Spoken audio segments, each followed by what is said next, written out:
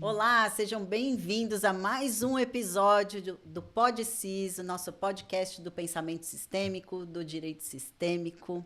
E hoje, gente, eu tô com um tema aqui que eu tenho certeza absoluta que vocês vão ficar com uma pulguinha atrás da orelha, porque eu também fiquei. Eu tô aqui com a minha querida amiga, foi aluna aqui da SBDCIS, é uma master, continua aqui com a gente, é uma pessoa incrível e ela vai falar hoje. Gente, bom, eu vou falar para vocês quem é. É a nossa querida Andressa, está aqui hoje. Ela é perita documentoscópica. Vamos ver se estou falando certo, né? Porque os nomes aqui. Grafóloga, fundadora da UP, Unidade Pericial. Formada, claro, em pensamento sistêmico aonde? Aonde? Na SBDCIS. Formada aqui conosco. E hoje ela vai trazer esse olhar do pensamento sistêmico para a grafologia, para grafoscopia, tá vendo? Deu um trava-língua aqui. É normal. Mas é normal, normal, é isso? Normal. Porque eu já estava imaginando que eu ia travar a língua. É normal. Mas vamos lá, Andressa, seja bem-vinda. Estou muito feliz que você está aqui com a gente. Ai, Fabi. Para falar sobre esse tema que, assim, quando a Andressa, só um parênteses, quando a Andressa veio para a escola, que ela trouxe esse tema, né, perita judicial, faz grafologia, eu falei, Andressa, tem tudo a ver. E para mim, assim, foi fantástico. E ver como a Andressa traz esse tema, vocês vão amar. Andressa, tá com você. Fala para a gente, inclusive, depois de se apresentar, a diferença de grafologia e grafoscopia. Vamos lá. Bom, como a Fabi já fez uma introdução, e o que eu tenho a dizer é que eu estou muito feliz. O convite ele foi recebido com muito amor, porque as pessoas que sentaram aqui, todas eu admiro muito. Então, para mim é uma honra mesmo, de verdade, estar aqui falando de um tema que me agrada muito, que é o que eu vivo hoje, e trazer ele, fazer um link aí com o pensamento sistêmico, né? Muitas vezes as pessoas entendem que pensamento sistêmico é para uma área só do fenomenológico, ou que faz parte de dentro da constelação.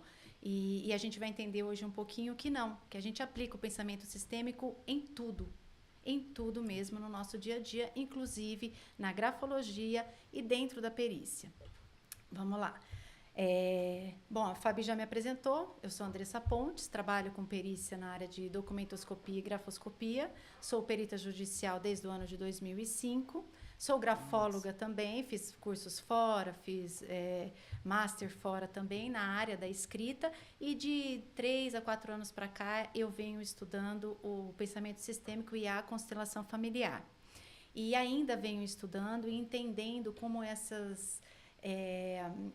como que o pensamento sistêmico, essas duas fontes e a perícia, elas se unem. Então, através de livros, de estudos e de aprofundamento, elas estão muito mais próximas do que até eu imaginava.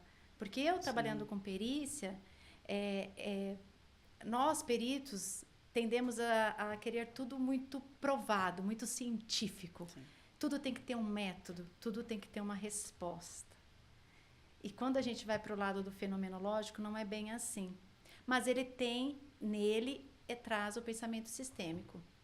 Então, através de todos esses estudos, eu fui entendendo que há, sim, conexões. E aí, hoje, eu vou falar um pouquinho dessas conexões até onde eu estudei, né? Venho aprofundando, quem sabe, de uma próxima vez, a gente traz aí um estudo até científico em relação a isso. Olha, eu falando do científico de novo. Mas é que a gente precisa muito dessa... Com certeza. Dessa comprovação. Eu fiquei até curiosa para saber como que você foi para essa área. Qual? Da grafologia e depois entrou o pensamento sistêmico. Como é que foi isso? Bom, vamos lá. Eu sou formada em Direito, então eu me formei e acabou que, na época, o meu marido foi transferido. Eu fui, não dei muita bola para o Direito, deixei ele ali um pouquinho estacionado, tive meu primeiro filho. E o meu pai, meu pai é engenheiro. Em 1996, ele saiu da rede ferroviária como funcionário público e queria ser autônomo. E ele foi para a área de perícia judicial. E ele começou a ser perito judicial. Em 2005, em uma conversa, eu falando, eu não queria muito entrar para a área para ser advogada e tal. Meu pai falou, por que você não começa a atuar como perita judicial? Eu falei, mas em que área? Porque uma das únicas áreas que a gente não pode ser perito judicial é advogado. Por quê? Porque advogado é o técnico em direito. Técnico em direito dentro do processo faz o quê? É advogado. Então, não tinha como eu atuar em perícia. E a minha mãe ainda viva, um pouquinho antes dela falecer, em 2005, ela falou, nossa, eu tenho tanta vontade de fazer um curso de grafoscopia, que é o estudo da escrita dentro da área da perícia, e aquilo acendeu uma luzinha. E eu fiquei com aquilo. Inicialmente, eu comecei a trabalhar com a perícia na área de avaliação de bens móveis, desculpa, que é uma perícia para avaliar tudo, né? Então, uma empresa, ela tem uma dívida e foi apreendido todos os maquinários. Precisa de um perito para ir lá, que seria um perito avaliador. Eu comecei assim, fiquei nisso 6 meses, aquilo não me apeteceu muito. E aí, eu comecei a estudar grafoscopia. Estudando a grafoscopia, eu comecei a atuar como perita e fui para fora do país. Quando eu fui para fora do país morar fora, meu marido é chileno e a gente foi morar um tempo no Chile, chegou lá, eu vi a grafoscopia, mas para eu me formar em grafoscopia lá, eu tinha que fazer 3 anos de curso e o primeiro dele era grafologia. Eu não tinha como pular a etapa. E aí eu fui estudar grafologia, que eu me apaixonei, que é o estudo uma análise da conduta do ser humano através dos gestos gráficos. E aí eu comecei a estudar grafologia, que ela estuda o ser humano, que está ligado ao pensamento sistêmico. E eu sempre gostei de gente. Eu sempre gostei de entender o ser humano. Sempre fui assim. E aí eu estudei grafologia, voltei para o Brasil, estudei mais grafoscopia, aí comecei a fazer pós-graduações na área de perícia, tanto criminal quanto judicial, cursos afins na área da perícia grafoscópica. Então, vamos lá, aqui eu vou fazer um parênteses. Grafologia versus grafoscopia. Aí já estava curiosa. Grafologia é o estudo da escrita, aonde a gente mostra ali, através dos gestos gráficos, eu não gosto de falar personalidade, usam-se muito, mas para mim é muito mais a conduta. Porque a gente vai mudando conforme os anos e a nossa escrita também vai mudando. Então, dependendo da fase de vida que você está, a escrita ela te traz uma informação.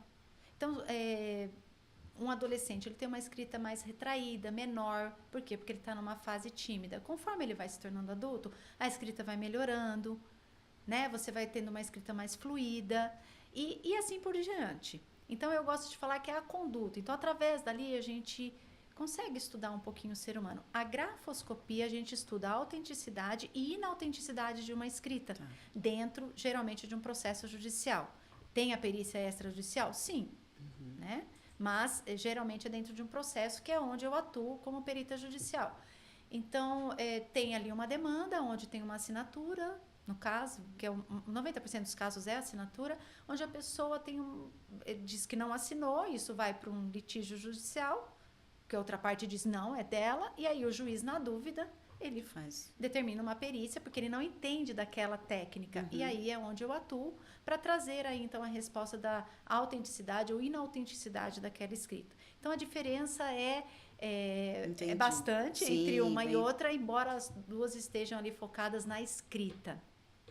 Mas você falou 90% dos casos dentro do judiciário. Autenticidade, mas e os outros? Não, de escrita de assinatura. Ah, tá. O outro é escrita normal, vamos por um texto, mas 90% dos casos que vão para o judiciário em relação à grafoscopia é referentes à assinatura. O resto é um texto, é uma carta, que não é a assinatura em si, mas é uma escrita, ou recebeu um bilhete, vamos supor, de ameaça. Ele entra no judiciário acusando uma pessoa, então é feita uma perícia na escrita. Não tem uma assinatura, mas tem ali uma escrita. Então, mas 90%, chutaria até 95%, é assinatura. Em contratos bancários, em testamentos, em cheques, em promissórias, enfim, em qualquer tipo de documento que requer uma assinatura. Então, a diferença entre eles, grafologia e grafoscopia, é isso. Em relação, por exemplo, em processos familiares, civil, trabalhistas, você tem uma demanda... eu acho que a demanda maior hoje é na esfera civil, né? Abrangendo aí também a Justiça do Trabalho. Mas é mais na esfera civil. Hoje a demanda em relação a contratos feitos em bancos, sobretudo contratos consignados com aposentados, ele é uma demanda muito grande. Sim. Então, hoje, na esfera civil, justiça comum, a demanda em grafoscopia, ela é significativo o número maior em relação a outro tipo de demanda. Então, hoje, a gente tem muito contrato bancário, sobretudo com aposentados. Né? Hoje está mudando um pouquinho, tem aquilo de biometria e tal, mas ainda a escrita, ela está ali e a gente vê muita falsificação. Claro, tem contratos que são autênticos? Tem, sim. Lógico. Né? Vários, aliás, o contrato consignado, ele é muito usado pelos aposentados. Mas, por vezes, o que acontece? O aposentado faz um contrato... E os outros são... E entendi. Com aquele padrão ali, e o uso da má-fé, dá origem a tantos outros que ele não assinou, embora caia o dinheiro na conta dele. E muitas vezes cai e ele fala, ai, eu acho que é aposentado, às vezes é mais velhinho. Olha, o INSS caiu aqui. Depois de um tempo, ele percebe que aquele dinheiro não era dele, que foi de um contrato que ele não fez, enfim, né? E aí vai lá para uma demanda judicial, se a Caixa Econômica ou o Banco do Brasil está envolvido, ou o INSS vai para a Justiça Federal, ou se não, se é um banco que não é um estatal, aí vai para a Justiça Comum. E se você, em relação ao pensamento sistêmico, primeiro, né, falar como isso veio para a sua vida, né, as constelações, e também como isso influencia nesses processos. Aí falando como eu cheguei, né, na constelação, eu sempre fui uma curiosa, assim, eu sempre estudei bastante, sempre. E sempre gostei de estudar temas que eu não conhecia. Então, eu sempre estou me envolvendo, que nem eu fazia perícia judicial, sempre atuei na esfera civil e tal. Eu fui fazer pós-graduação em perícia criminal. Porque aí eu entendi toda a gama de todas as perícias. Quer dizer, tá ligado, mas não é uma área que eu atuo, enfim. Sempre gostei de estudar e fiz N cursos em áreas diversas. E como eu gosto muito de estudar o comportamento humano, em determinada ocasião, eu conheci, através de uma pessoa, a constelação. E quando eu comecei a ler e a me informar, aquilo fez muito sentido para mim. Fez muito sentido, em todos os aspectos. Uhum. E aí eu trouxe aquilo para a minha vida. E eu falei, bom, é um tema que eu gosto e eu vou estudar isso. Eu não sabia o que eu ia fazer com aquilo. Hoje eu já tenho noção de um futuro junto com isso. Mas naquela época eu só queria realmente entender e usar mais.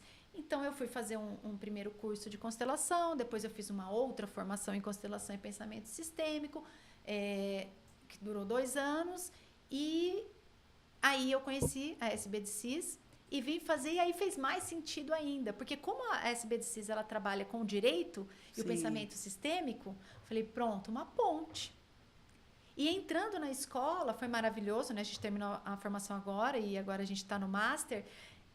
Eu comecei a entender um pouquinho mais dessa ligação e conversando até com você, né, Fabi, ali em algumas conversas, eu consegui trazer isso para a perícia, porque para mim ainda estava um pouco confuso.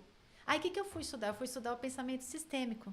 Sim. E tem um livro até da Maria José Esteves de Magalhães.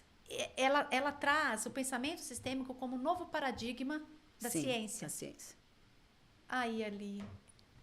Aí eu falei, pronto, é isso. Por quê? Porque o pensamento sistêmico, ele estuda o todo, né?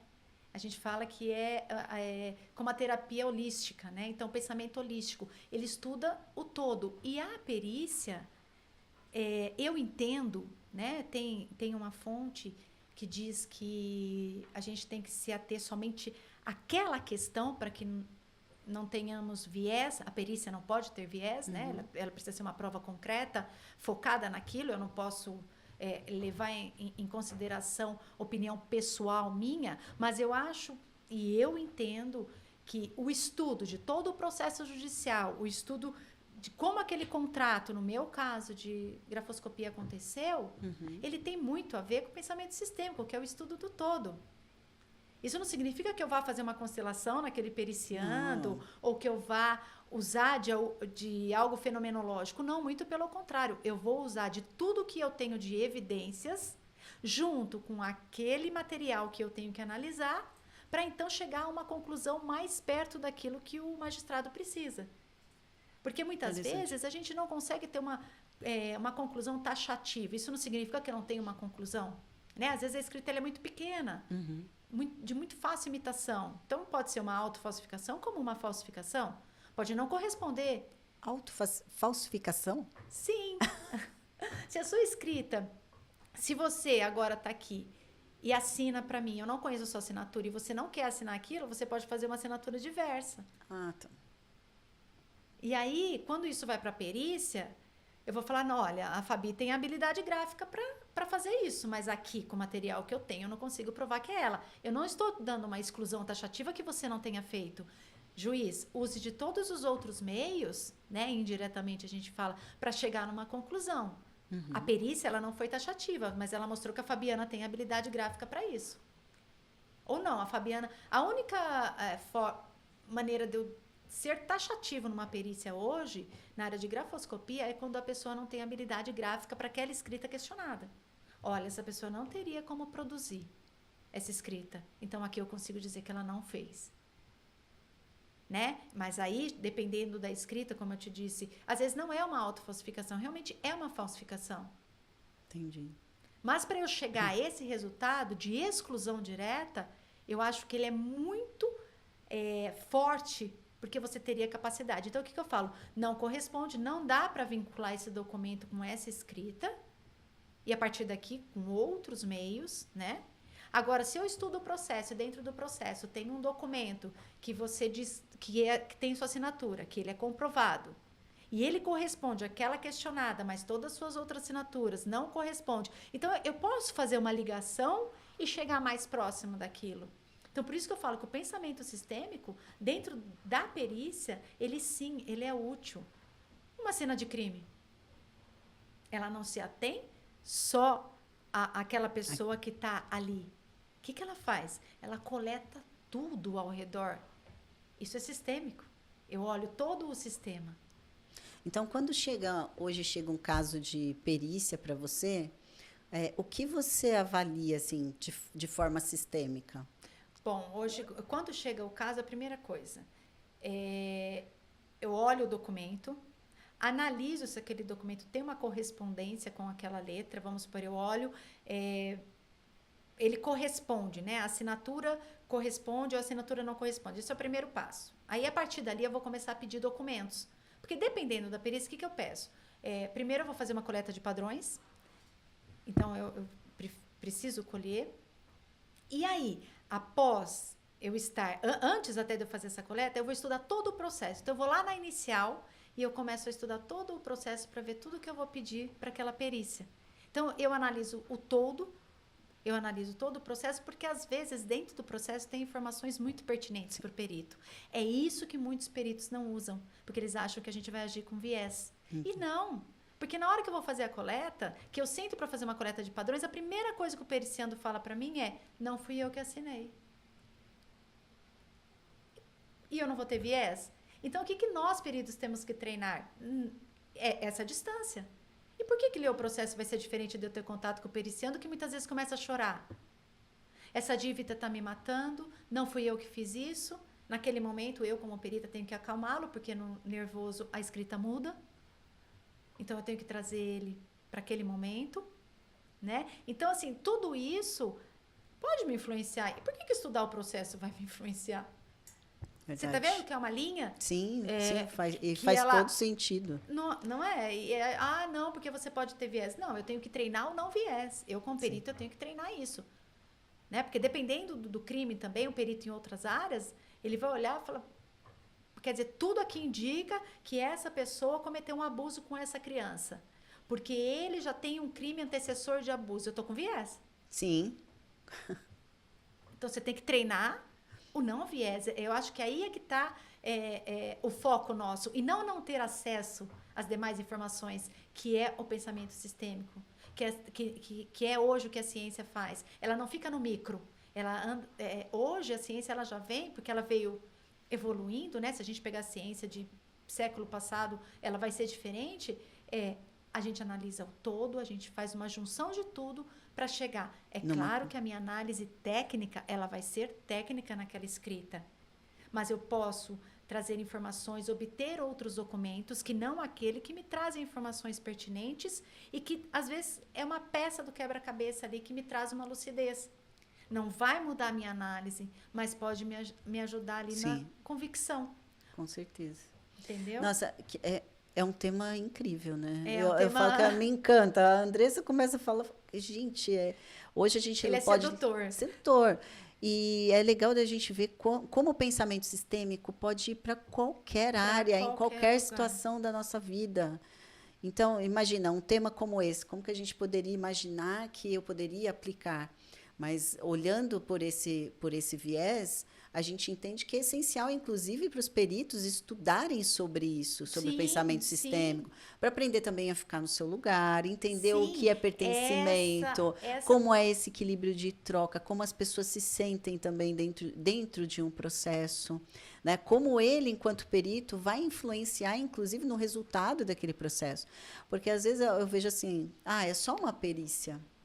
Quer dizer, é só uma perícia, mas que sim, vai ter uma influência naquele processo, vai ter uma influência, inclusive, para você. Sim, existe assim um peso. E quando eu comecei a estudar o pensamento sistêmico e a constelação familiar, ficou mais leve para mim. Por quê? Porque nós, quando peritos, se você... Eu fiz um estudo há uns anos atrás, estudo não, eu fui saber como estavam todos os processos em que eu atuei. Então, eu peguei 100 processos, de 100 laudos que eu havia entregado para a justiça. 100 laudos. Todos os laudos entregues e todas as sentenças foram dadas com base no laudo. Não há contestação. A nossa responsabilidade enquanto peritos é muito grande. Porque ainda que estejamos falando de documentos...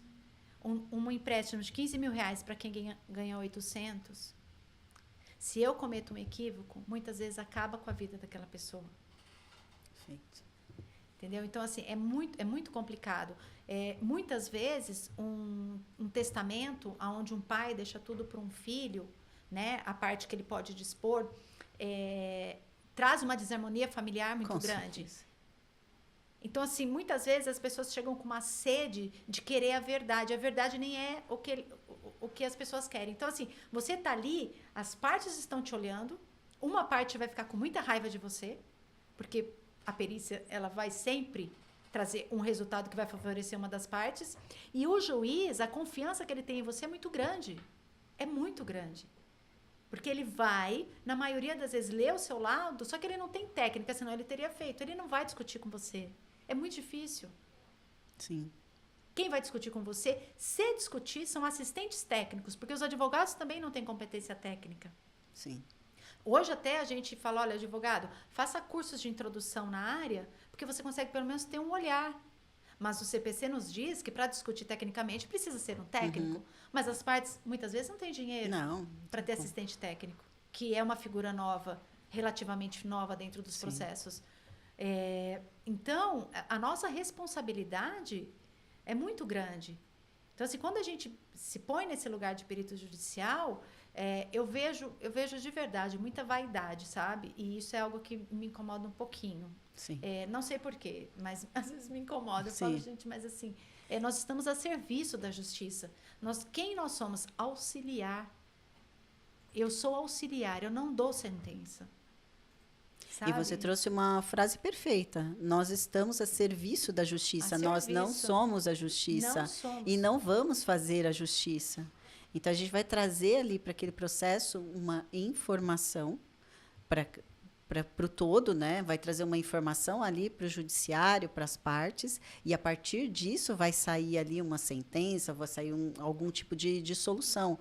Mas eu penso assim, você falou que entender sobre o pensamento sistêmico também tira esse peso. Tira. Porque imagina o seguinte, às vezes são casos tão difíceis e você sabe que você vai...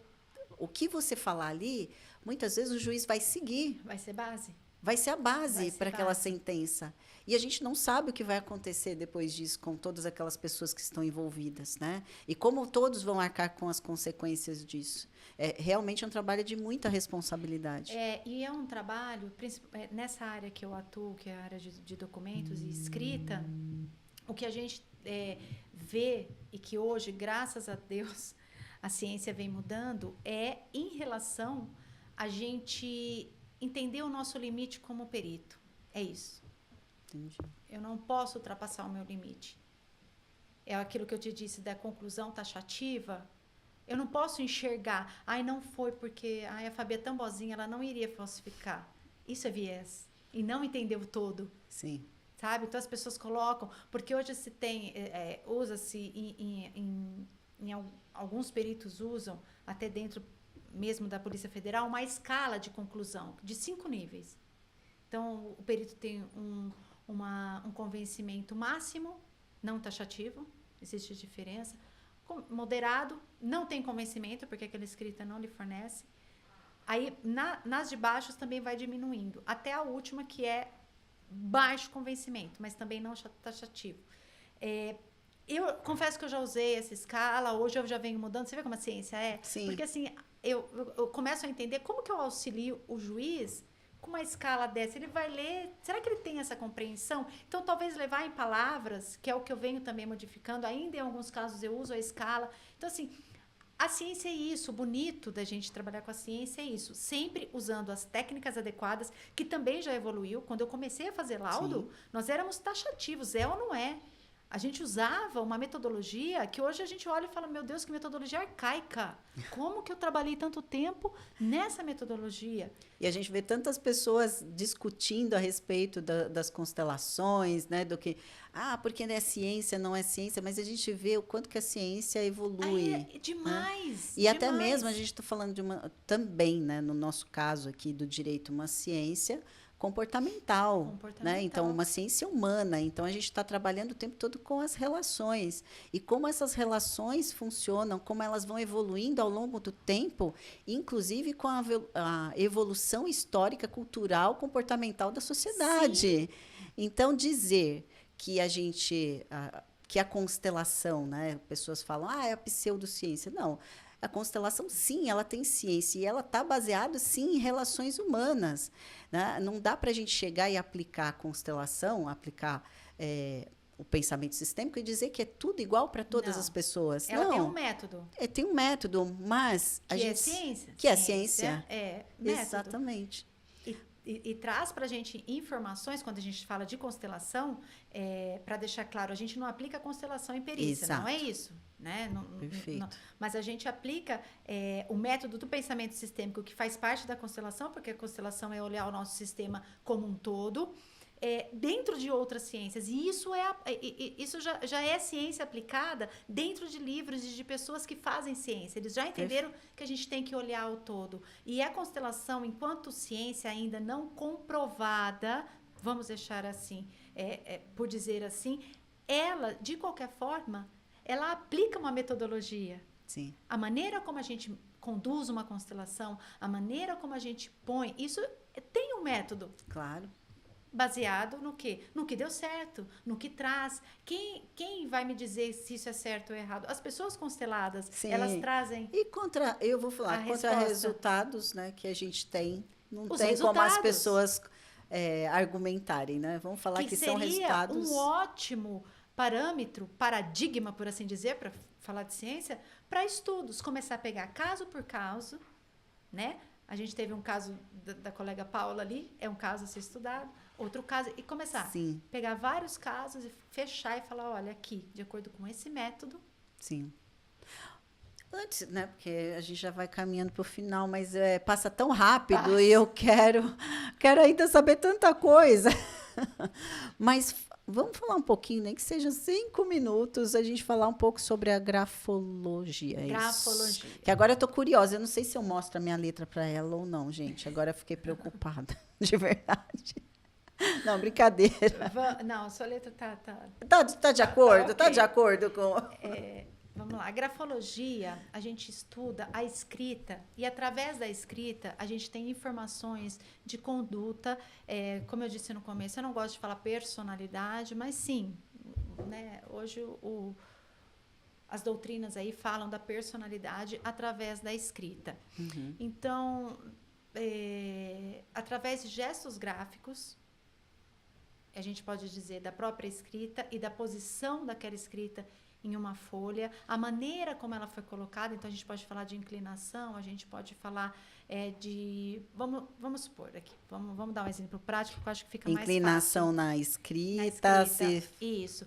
Vamos supor que você tem uma escrita que ela tem uma inclinação ascendente. Então, você escreve para cima. Você já viu que tem gente que escreve muito para baixo ou muito para cima? Aqui é um exemplo bem, bem simples para que entenda. Quando a pessoa escreve para cima, ela tem um entusiasmo positivo. Ela é uma pessoa positiva. Quando ela escreve para baixo, ela já está meio baixinho. Agora, se ela escreve muito para cima, ela já é uma pessoa que a gente diz que é aquele entusiasta sonhador, que vive no mundo da lua, entendi. Que tem 500 projetos e não executa nenhum.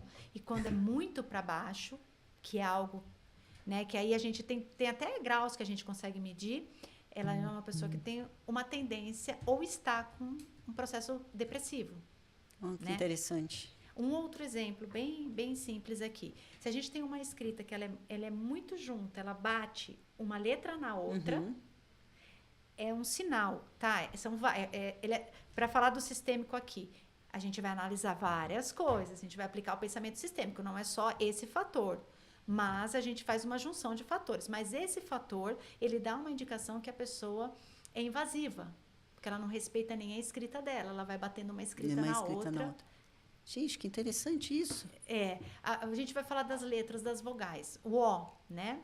O círculo, ele representa a vida, né? Então, a letra O, ela representa muito, ela representa diretamente o nosso eu. Então, quando você faz uma letra O, que ela realmente corresponde à morfologia dela, que é o traçado da letra O, estamos ok. Se eu faço uma letra muito espremidinha, O, que tem gente que nem faz o círculo, você está enfrentando algum processo que está te oprimindo. Se você faz uma letra O e no meio dela tem curvas ou tem algum ponto, é um sinal de narcisismo, deixando claro que isso são sinais em conjunto com toda a escrita. A gente analisa mais de 20. Em algumas situações, uma letra muito angulosa é uma pessoa que ela traz aí uma agressividade. Ok, mas a Fabiana precisa de um gerente agressivo para lidar com uma turma de 100 pessoas. É positivo um RH contratar alguém que tem angulosidade, entre outros fatores positivos. Então, nada é negativo e positivo. Entendi. Entendeu? Nada. É um conjunto. É que nem... aí o pensamento sistêmico entra como um conjunto de tudo aquilo, olhando todo daquela escrita, a gente chega a uma conclusão. Então, uma letra muito pequena, uma pessoa muito tímida, tem dificuldade de expressão. Sim. Uma letra que não é conectada, que não é a letra cursiva, a pessoa tem necessidade de espaço, de não estar grudada com a outra ou com o outro o tempo todo. Sim. Né? Uma pessoa que escreve e não tem essa desconexão entre as letras é uma pessoa mais calorosa. Né? Então, assim, a gente tem várias características que trazem bastante informação. E isso também já foi muito estudado. Né? A grafologia, ela é milenar. Ela veio antes da grafoscopia. E ela realmente... Tanto que hoje a gente tem a grafoterapia, que é, conforme a gente vai estudando a escrita, a gente vai modificando essa escrita, a gente vai trazendo indiretamente uma conexão com aquilo que a gente quer melhorar. Então, se é uma pessoa muito oprimida, vamos estudar o O, vamos fazer caligrafia da letra O, vamos aumentar essa letra O. Então, que interessante. Ou seja, se você modificar também a forma como você escreve... Inconsciente e, na verdade, porque também, né, o nosso corpo grava quando a gente está escrevendo, também começa a trazer uma mudança interna. Interna, porque a escrita ela emana do cérebro. Tanto que uma pessoa acamada ou que tem deficiência neurológica, ela não escreve. Né? Ela emana do cérebro. Então, é feito tudo aqui. Tanto que se você está nervoso e vai escrever, você vai tremer. Entendi. Né? Ou se você tá escrevendo algo muito rápido, você pode ver a sua letra fica por quê? Porque o teu cérebro tá vamos, e você tá rápido ali. Então, tudo isso são informações que a gente tem e junto com o pensamento sistêmico. A grafologia, ela sim, eu entendo que ela pode dar a mão junto com constelação e é tudo muito bonito, dá, porque a constelação trabalha toda essa nossa parte sistêmica e aí aqui você também vai ter informações super pertinentes e dá ali, eu acho que vai ser uma junção linda e eu quero trabalhar com isso. Com certeza. E você, a grafologia hoje você utiliza como? Então, hoje eu não trabalho com análise grafológica, hoje eu só trabalho para o judiciário. Tá. Eu já trabalhei com grafologia e é o que eu estou falando. Eu quero voltar fazendo essa junção da grafologia com a constelação. Eu estou num processo de... E, na verdade, gente, eu já fiz essa pergunta intencional, porque logo a gente tem um curso aí da Andressa que vai ser lançado, tanto para peritos, que eu já coloquei ela no caminho aqui, ó, tanto para peritos... Para isso que a gente está no Master. E também eu creio que esse curso também vai trazer muita consciência. Porque você pode usar ela numa anamnese. Sim. Então, assim, a gente vai partir para uma constelação, a gente vai fazer a introdução com uma grafologia, então, numa anamnese, aí a gente aplica o pensamento sistêmico e parte para uma constelação. Então, você já está em etapas e aí você consegue ter do seu cliente muito mais informações. Sim, né? Com certeza. Porque, assim, esse conhecimento que a gente tem, dificilmente o cliente vai burlar todos. Sim. E aí, quando você faz... Porque, às vezes, o cliente tenta, né? Se safar ali, ele não quer passar informação. Na constelação, ele se retrai um pouco, mas na escrita, ele vai me trazer informações que ele não vai perceber que está trazendo. Então, aí a gente faz uma junção. Nossa, sensacional. Olha, tenho certeza que quem estava assistindo, quem assistiu aí esse podcast, deve ter ficado encantado com o tema e viu aí novas perspectivas, inclusive de trabalho. Porque às vezes as pessoas ficam muito presas, alguns acreditam que o que a gente está estudando é só para o direito de família, e não, pensamento sistêmico para todas as áreas do direito, inclusive, então, sociedade, trabalhista, previdenciária, a gente tem alunos em todas as áreas, criminal, todas as áreas mesmo. E às vezes as pessoas me trazem demandas que eu falo, caramba, isso aqui você consegue aplicar. Sim. Isso é muito, muito gostoso, né? Então, quando a Andressa traz esse tema, eu já fico imaginando, assim, lá na frente, como vai ser isso. Pessoas que vão trabalhar com, né, a perícia e também com a grafologia, ajudando outras pessoas a crescerem, né? Com certeza. Eu acho que... o que eu falo, né?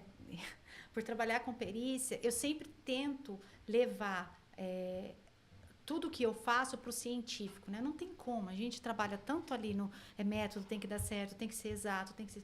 E aí, quando eu consegui trazer o pensamento sistêmico para isso, tudo fez mais sentido para mim. Andressa pessoal, para provar. E aí eu vejo que isso realmente é uma realidade. E que não, quando a gente fala de constelação, aí sim, para o pessoal nosso, é uma mudança, é uma transformação, uma mudança de chave. Né? A minha vida realmente mudou. Mas vamos passar para o profissional, né? E trazer isso. Realmente, ele faz a diferença. Quando eu atendo um caso no escritório, a gente atende e a gente consegue olhar além daquilo que o cliente quer, aquela perícia, o que está por trás de toda aquela amargura, o que está por trás daquele cliente nos buscar. A gente não aplica ali Andressa, né, como sócia do escritório, mas eu consigo ver além e às vezes trazer o cliente para aquele momento e tentar de alguma forma, porque quando ele chega no escritório, a dor dele já é muito grande, o processo já está acontecendo, alguma coisa muito ruim já está ali. E trazer para ele algumas informações, ainda que indiretamente, de um certo conforto. Sim. Então, isso é muito bonito de ver no nosso trabalho no dia a dia. E eu trabalho com perícia, então, quer dizer, é muito bonito de se ver. Bom, Andressa, deixa aí uma frase final para a gente encerrar esse podcast. O que eu posso dizer? Nem tudo é explicável. Nem tudo é explicável. E o essencial é simples, de Bert Helling. Sim. Com certeza. Então, tem coisas que a gente tem que simplesmente olhar e tentar compreender. Ainda que não tenha uma explicação taxativa, que é o que a ciência nos traz, a gente precisa saber observar com outros olhos. Com certeza. Bom, e você que quer continuar participando, ouvindo aqui os nossos podcasts, pode ir lá no Spotify ou no YouTube, acessar. e ter um pouco mais de conhecimento, lá a gente tem vários episódios com vários temas importantes relacionados com o pensamento sistêmico, para que você possa crescer, né, tanto se desenvolver como pessoa e como profissional. Então, venha fazer também parte da nossa escola, da Sociedade Brasileira de Direito Sistêmico. Aqui a gente tem cursos fantásticos, programação neurolinguística, coaching, pensamento sistêmico, mentalidade sistêmica. Então, aqui a gente ensina e também a gente mostra, né, Sim. a Andressa é uma das nossas alunas, mostra como o pensamento sistêmico pode transformar a sua vida. E, com certeza, o sistema e a vida das pessoas com as quais você vai lidar no dia a dia. Então, espero você no próximo episódio.